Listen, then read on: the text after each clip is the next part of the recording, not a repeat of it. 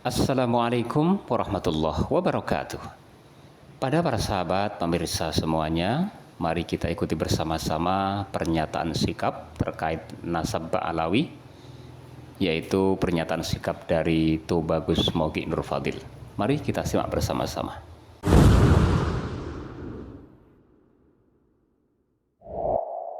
Assalamualaikum warahmatullahi wabarakatuh. Waalaikumsalam warahmatullahi wabarakatuh. Bismillahirrahmanirrahim. Alhamdulillahirrahmanirrahim. Wassalamualaikum Muhammadin wa alihi washabihi ajmain wa ba'du. Saya Tubagus Mogi Nur Fadil, Ketua Umum Robitoh Batan Banten, di mana Kiai Imad merupakan pembina kami. Insya Allah kami terus akan mendukung tesis Kiai Imad beserta dulur-dulur saudara-saudara kami yang lain dari Bekasi, dari Aceh, dari Tegal dan lain sebagainya se-Nusantara Raya.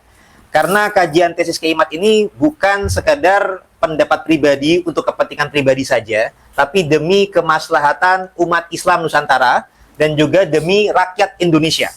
Di mana dalam Pancasila saja jelas, sila kedua dan sila kelima.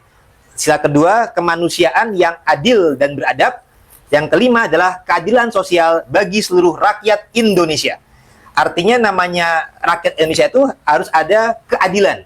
Tidak ada yang namanya mengklaim sebagai turunan Nabi, kemudian merasa dirinya lebih tinggi, rasa lebih tinggi, merendahkan yang lain, merendahkan para kiai, merendahkan para ulama, bahkan suka mencaci maki.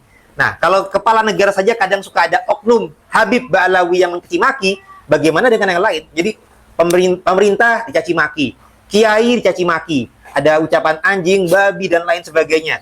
Nah, bagaimana dengan rakyat Indonesia sendiri? Ada yang kemudian didoktrinkan bahkan sampai mencium kakinya sampai dengan gerakan sujud, padahal dalam Islam itu sama sekali tidak boleh sujud, bahkan kepada Nabi Muhammad saja tidak boleh, apalagi hanya kepada yang mengaku-ngaku sebagai turunan Nabi.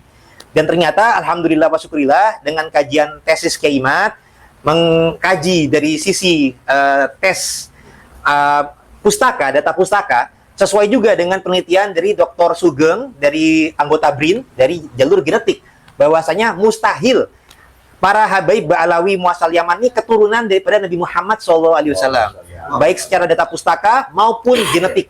Sehingga kami mendukung adanya pelurusan ini supaya masyarakat kita sadar, jangan mau ditipu, dikibuli, dicabuli, karena juga ada oknum-oknum Habib Ba'alawi itu kalau nggak ngibul cabul. Nah, ini kita harus waspada semuanya.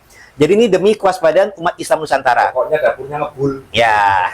Dan yang perlu kita sampaikan juga bahwasanya ini ke depan bagi kami ajaran para Habib Ba'alawi muasal Yaman ini sudah masuk kategori sebagai aliran sesat dalam pandangan kami. Karena jelas apa-apa yang mereka ajarkan itu melecehkan dan merendahkan Nabi.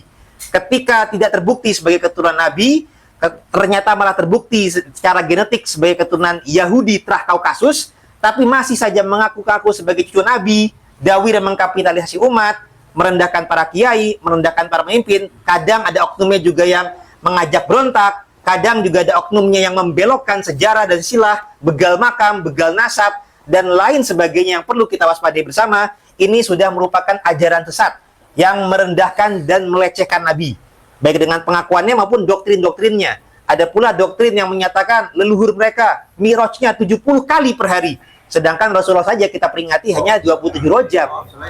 Nah, ini berarti sudah doktrin-doktrin mereka itu sudah melecehkan, merendahkan Nabi dan masuk kriteria sesat. Maka itu umat Islam Nusantara harap waspada bahwasanya ini sudah merupakan gangguan yang perlu kita, karena tidak bisa kita tolerir, karena bertentangan dengan Pancasila itu sendiri dan bertentangan dengan ayat Al-Quran juga. Karena dalam Al-Quran itu diajarkan manusia yang mulia di sisi Allah adalah yang bertakwa, bukan karena nasab. Nasab itu silahkan buat keyakinan masing-masing untuk menyambung silaturahim. Karena Rasulullah bersabda itu, pelajarilah dari nasabmu sesuatu yang dapat membantumu menghubungkan silaturahim. Bukan kemudian untuk bersikap rasis, sombong, merendahkan yang lain, dan lain sebagainya.